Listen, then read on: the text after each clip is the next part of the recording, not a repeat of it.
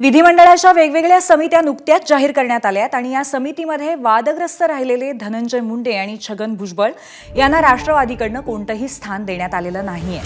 अजित पवार यांनी जाणीवपूर्वक वादग्रस्त असलेले धनंजय मुंडे यांना समितीमध्ये स्थान न देता 2 हात लांब ठेवल्याची जोरदार चर्चा आहे। धनंजय मुंडे यांच्या राजीनाम्यानंतर रिक्त झालेलं मंत्रिपदही अजित पवारांनी स्वतःकडेच ठेवलंय, त्यामुळे छगन भुजबळांची नाराजी वाढत असल्याचीही माहिती आहे।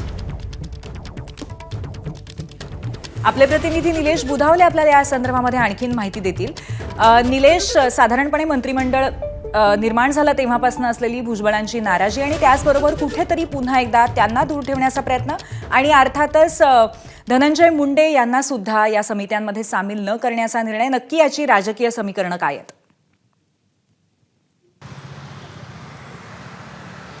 पूर्वी राष्ट्रवादी काँग्रेस पक्षाला खरं तर धनंजय मुंडे या प्रकरणामुळे प्रचंड प्रमाणात झळ बसल्याचं आपल्याला पाहायला मिळालं। काही दिवसांपूर्वीच राष्ट्रवादी काँग्रेस पक्षानं आपली कोर कमिटी स्थापन केली आणि त्या कोर कमिटीमध्ये धनंजय मुंडेंना हे संपूर्ण प्रकरण सुरू असताना स्थान दिल्यानंतर मोठ्या प्रमाणामध्ये पक्षावर टीका झाली होती की पक्ष कशा पद्धतीनं धनंजय मुंडेंना पाठीशी घालतोय, अशा पद्धतीची एक चर्चा त्यावेळेस रंगल्याचं पाहायला मिळालं होतं। आता मात्र विधिमंडळाच्या विविध समित्यांची घोषणा करण्यात आली आणि त्या समित्यांमध्ये धनंजय मुंडेंना 2 हात लांब अजित पवारांना ठेवले हे चित्र पाहायला मिळतंय। आज या विधिमंडळाच्या समित्यांमध्ये धनंजय मुंडेंना स्थान नाही आहे। यासोबतच माजी मंत्री छगन भुजबळ यांना देखील स्थान देण्यात आलं नसल्याचं पाहायला मिळतंय।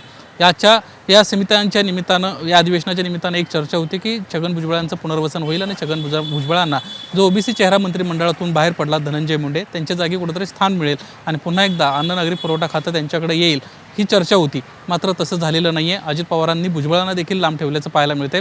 अजित पवारांनी अन्न नागरी पुरवठा खातं जे आहे ते स्वतःकडेच ठेवलेलं आहे। या अधिवेशनाच्या निमित्तानं ते जाईल कुणाकडे तरी अशी शक्यता असताना ही शक्यता आता धूसर झालेली आहे। त्यामुळे अजित पवार आता आगामी काळात या दोघांबाबतीत काय निर्णय घेत आहेत हे पाहणं महत्त्वाचं राहणार आहे। तर दुसरीकडे छगन भुजबळांच्या समर्थकांना जी अपेक्षा होती ती पूर्ण झालेली नाही आहे, त्यामुळे समर्थकांमध्ये देखील एक नाराजीचा सूर या निमित्तानं आता सुरू झाला आहे। धनंजय मुंडे यांना मात्र अजित पवारांनी जाणीवपूर्वक 2 हात लांब ठेवले आणि कुठल्याही प्रकारचा वाद होईल अशी पूर्णपणे जी शक्यता होती ती टाळल्याचं दिसत आहे पूर्वी। निलेश, त्यामुळे पुन्हा एकदा भुजबळांच्या समर्थकांच्या नाराजीचा भडका तर उडत नाही ना, हे पाहणं महत्त्वाचं असेल। धन्यवाद आपण दिलेल्या माहितीबद्दल।